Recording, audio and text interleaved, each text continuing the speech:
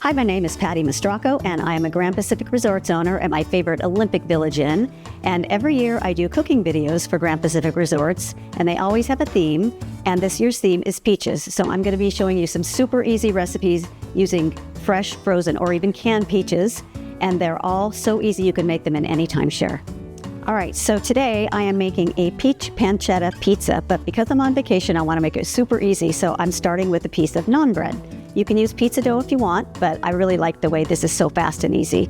So then what I have is some fresh mozzarella, some fresh sliced peaches, and then I have some pancetta slices that I'm going to cook between layers of paper towels. So I'm just going to pop that in the microwave for a couple of minutes until it's really crisp.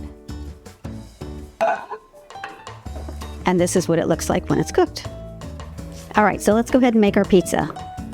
Like I said, I'm starting with fresh mozzarella, and I'm just going to tear it into pieces. And you could use shredded if you want. I just love the flavor and the way the fresh mozzarella melts. Just has a little bit different flavor that's really nice with the peaches and pancetta. This is also kind of fun because it's not your classic pepperoni red sauce pizza. It's really fresh, little sweet, little salty. All right, then I'm going to put on some of our peach slices. And for these, you want them ripe, but not too mushy. So I always say firm but ripe. And then I'm going to sprinkle some of our pancetta over the top. You can do a little or a lot, you pick.